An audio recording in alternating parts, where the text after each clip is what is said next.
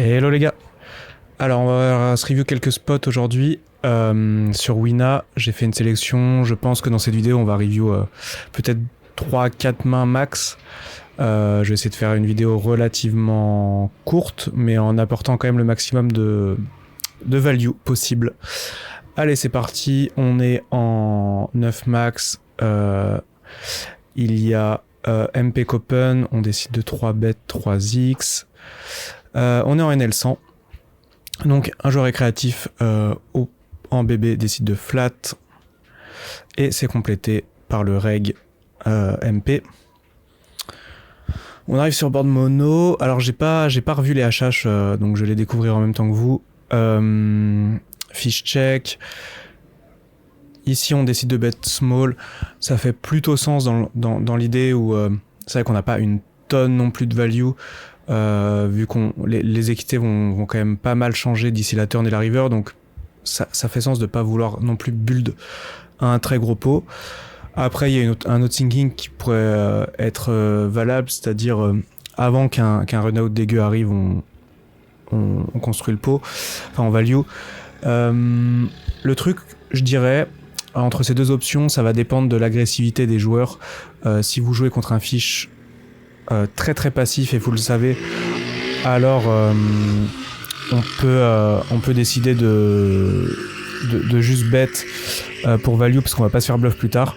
Si on sait pas trop si le fish est aggro ou pas, il y a des risques qui nous bluffent moins bien sur un pick qui rentre, donc bon. Sans info, ça me semble pas mal. Bon, maintenant ici on va pouvoir build 15, je pense c'est le size minimum. C'est le size minimum. On a vraiment envie de taxer au maximum un pick et de value au maximum une paire. Donc voilà. Bon. En tout cas, il a pas donc bet, il a pas raise au flop. Donc parfois, quand un fiche à genre roi-dame, il va soit donc bet au flop, soit raise versus le petit size. Donc c'est quand même un size, c'est vrai, qui fait sens à la turn. Et il décide de fold. Ok. Deuxième spot. On a les rois cut-off, on est en NL100 aussi. On se fait 3 bêtes. On se fait 3 bêtes, un size assez bizarre. Il fait pas 4x. Ça laisse penser que c'est un joueur récréatif du coup, mais bon. Il était KV max au départ du coup. Bon, on va voir post-flop s'il fait des sizes un peu bizarres. On aura l'info que c'est un joueur récréatif. Donc là on décide de 4 bêtes. Ok, le size, je pense que c'est assez marginal en tout cas. Sur levé. Flop, on bet small. Carpo classique. Bon, si c'est un fish, je pense qu'on peut clairement size up. Parce que je vois pas trop de mains. Peut-être As-Roi qui a pas de jam va call ce size et les autres mains vont call plus cher. Mais ici, ce qu'on va vouloir value, c'est 2 dames, 2 10, éventuellement. Enfin, des mains comme ça. Mais bon, s'il peut call As-Dame aussi, on est pas mécontent en vrai. Turn, le joueur a décidé de check. Je trouve que c'est assez smart dans le sens où il y aura beaucoup de brick river déjà, et il y a moyen qu'il soit beaucoup plus CS et beaucoup plus curieux versus bet check bet que versus bet bet bet. Je pense que versus bet bet bet, une main comme 2-10, ça peut trouver un fold, même si évidemment des joueurs vont call, mais versus bet check bet, bon, on représente quand même pas mal As-Roi qu'à give up. Si c'est un joueur récréatif, en tout cas, il peut être beaucoup plus curieux. Et aussi, il peut jam des mains river comme As-Roi, As-Dame, vu qu'on a fait un petit size qu'on call au flop. Donc, franchement, j'aime bien l'option de check. En tout cas, shove, ça me semble être un peu une erreur. Après, bon, pourquoi pas, il y a des joueurs très très curieux, mais je pense que les mecs qui call versus shove turn, call aussi versus bet check bet. Donc, j'irai extraire de la value sur d'autres joueurs. Et là, il jam, bon bah, on peut pas trop fold. Hein. Il peut jam 2 dames, des fois il peut jam As-Valet, des fois As-Dame. Donc ouais, en tout cas, si on a pris cette line là, c'est pour call river. Et il nous montre les valets, ce qui va forcément arriver, bien évidemment. Ok, en tout cas, le check turn, j'aime bien. J'aime bien l'idée. Je vois trop de joueurs jouer toujours classique, bet, et je pense que jouer un peu, balancer nos As-Roi. Quand on a As-Roi, souvent on bet, check back, turn et river à voir. Ici, on se fait 3 bêtes. On est en NL50. Donc là, il fait le bon size à peu près. Donc on va partir du principe pour l'instant que c'est un reg, jusqu'à preuve du contraire. Donc là, il mi-pot. On va call. Une fois. Bon, il y a des joueurs dans le mi-pot, ils sont vraiment débalancés sur full value. Ça va dépendre. Donc, turn, je vais avoir tendance en NL50 à être assez prudent versus agression. Il refait mi-pot, c'est un size qui clairement qui peut setup notre stack, donc je pense qu'il n'y a pas trop de size tell ici, sans info. Donc je serais team fold turn et voilà. Le truc c'est que si on call turn et on fold river et que le mec 3 barrels en bluff, on lui donne des sous à la turn. Donc faut faire gaffe à ça. Si le joueur, on est sûr qu'il give up river, le call turn me semble ok. Mais en plus, si on fold river, ça veut dire qu'on peut se faire bluff river et donc forcément ça diminue un peu notre V. Bon, sur un 10 qui tombe, ça va l'augmenter, mais sur les autres run-out, ça va le diminuer. Donc ouais. Et ensuite river, on va call quoi? On va call 2 valets, on va call 6-6, on va call des... On n'a pas énormément de piques en vrai. Je pense pas qu'on call as-dame de pique au flop versus mi-pot. Mais je pense de toute façon j'aurais forcément joué exploit et j'aurais overfold turn. Donc c'est-à-dire que river là j'arrive quand même avec pas mal de bonnes mains. Mais bon, call 3 street en tout cas fait sens aussi. Je pense que c'est un spot. Moi en tout cas je préfère versus mi-pot flop, mi-pot turn, je préfère fold à la turn. Si jamais il avait fait un tiers flop et 3 barrels, pourquoi pas hero call, sachant qu'on est bébé bouton, c'est quand même des range tight, donc j'aurais pas envoyé mon stack dans ces poses là avec 2-10. J'aurais soit fold turn soit fold river. Évidemment certains vont montrer des bluffs hein, mais ouais.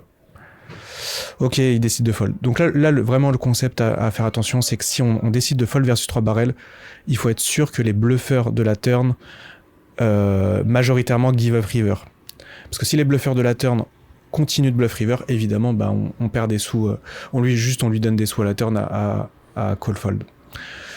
Donc faut être assez sûr de l'exploit ici. Ok, main suivante, 4-4, on open au bouton, on est en NL50 contre un fish, on open en SB, on va se mettre en blind, ça va être plus simple. Ici de strat, soit check et laisser bet, soit c'est bet de nous-mêmes. On décide de bet small. Dans l'idée, je pense qu'on pourrait même bet mi-pot. Si fold 2 over, c'est pas mal non plus.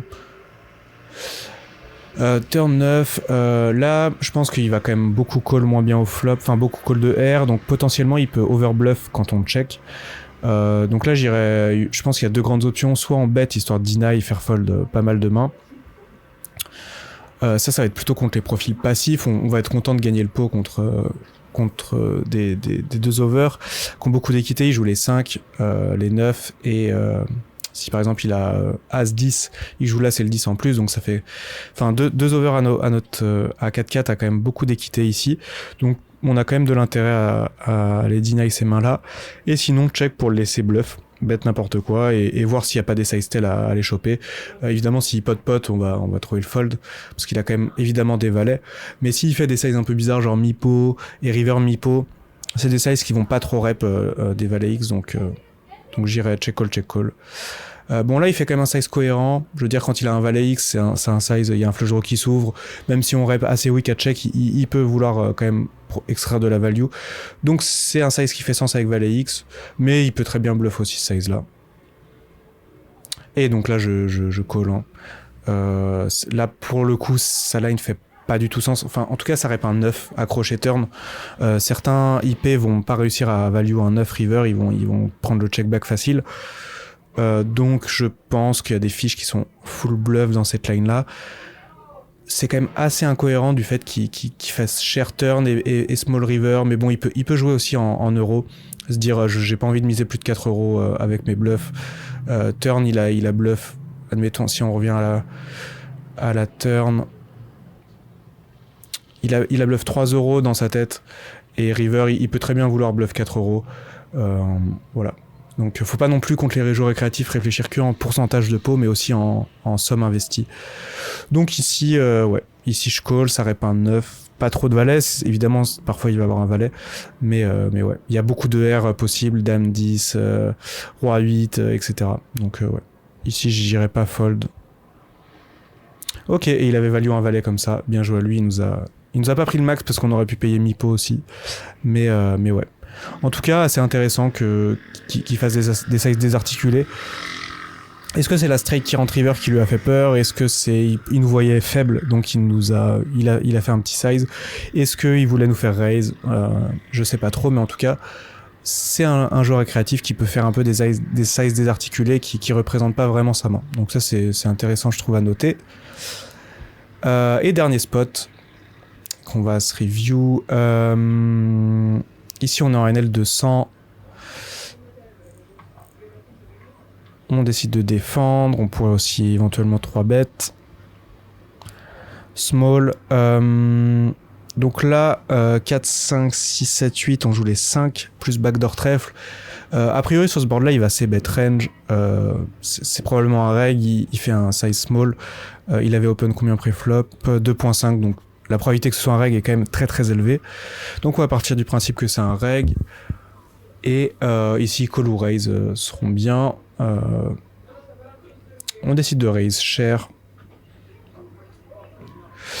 Le reg 3 bêtes, c'est assez curieux. En général, les joueurs vont plutôt jouer en call. Je pense que là, si on call, le mec va souvent give up ses bluff turns parce qu'on va rep strong. Donc ici, j'irais just call et juste block bet river versus un check back, par exemple. Je pense que je jouerais comme ça, à voir comment c'est des mains de mes élèves, du coup, à voir comment ils ont joué. Donc ils décident de call. Turn, le joueur continue. Ici, on va être un peu obligé de défendre. On a pas mal de cotes implicites. Même si je vois pas mal de joueurs, bon, pas en NL200, mais plus bas, se dire j'ai pas forcément la cote directe, donc je vais fold. Mais là, il faut penser à la cote implicite, c'est-à-dire que quand vient un 5 de cœur, quand le mec a roi 7, il va nous larguer son stack river en value. Enfin, il va être en value. Donc voilà, et s'il est en bluff, on joue et qu'il give up river, on joue aussi les 8 et les 6. Et s'il give up pas river, bah sur nos outs, on prend son stack aussi. Donc ici, ça va être call ou raise. Je trouve que si on le voit bluffy, je pense que raise peut être pas mal. Le seul truc, c'est faut pas qu'il ait genre des valets 10 qui call versus notre jam, parce que au final, il nous bat. Mais je pense que s'il a des mains comme As-10, comme Gutshot, il va pouvoir fold. Il peut aussi avoir pas mal de R s'il se chauffe au flop à 3 bêtes As-2 off et barrel turn. Bon, il peut avoir toutes ces mains-là. Mais c'est vrai que moi, j'avais le read que le mec allait plutôt être tranquille river. Turn, pardon. Là, on rep quand même un roi. Faut que le mec se chauffe quand même à prendre des R. Donc bon, je pense que le jam, vu l'équité qu'on a et la potentielle FE qu'on a si le mec est en bluff, je pense que jam fait sens, mais dans le doute j'irais call. Je pense qu'on a un call ok, mais il faut vraiment considérer les levées du jam ici. Maintenant, in-game, il faut aussi réfléchir à si tu viens aux outs, est-ce qu'on donc bet river? Je pense pas. Là, je pense qu'on va plutôt essayer de le laisser value si nos outs tombent. Donc voilà. Là, on va jouer en check call check sur any run out. Et donc là, il décide de shove. Je comprends son idée de shove du coup. Je pense qu'il voyait assez bluffy au flop à 3 bêtes. Et voilà. Donc ça, franchement, c'est une main intéressante où je sais pas si beaucoup de joueurs pensent à shove turn. À part si, enfin, je vois des joueurs faire ça, mais en général, ils sont beaucoup trop agressifs de partout. Mais en tout cas, un joueur qui est assez solide. Dans le pool des joueurs solides, je sais pas si les joueurs trouvent le raise turn. En tout cas, ici, il faut être à peu près sûr qu'on ait de la FE pour extraire levé. Et c'est très intéressant avec hauteur 8 parce que évidemment, on est très content de faire fold ces R. Faut-il qu'il ait des R?